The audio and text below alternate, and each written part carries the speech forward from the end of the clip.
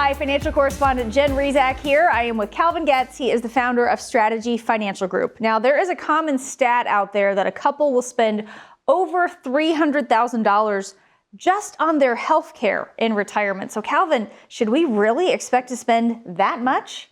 Jen, that's just an average. Okay. So depending on life expectancy, especially for women who have longer life expectancy than men, the cost for healthcare throughout their retirement years could exceed that. I also have a lot of clients who are now starting to have Alzheimer's and dementia in their family. And those are patients that typically last with long-term care expenses that can run $10,000, $12,000, $15,000 a month or more.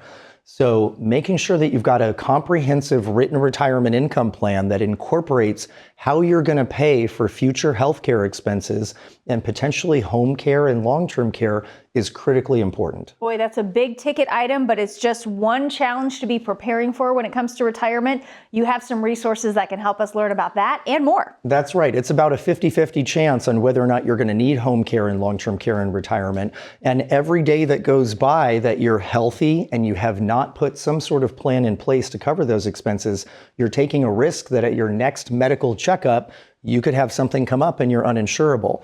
So whether you're nearing retirement, you've just retired, or you've been retired a long time, the tools in this kit are designed to help you minimize the costs in retirement for healthcare and make sure that you have a plan. Yeah, a lot of information there in the book and all of those reports on retirement's biggest topics. Call, text, or go online, and you can get Calvin's free retirement roadmap kit today. Calvin, thanks for joining me. Thank you, Jen. And thank you for watching this week's Retirement Report.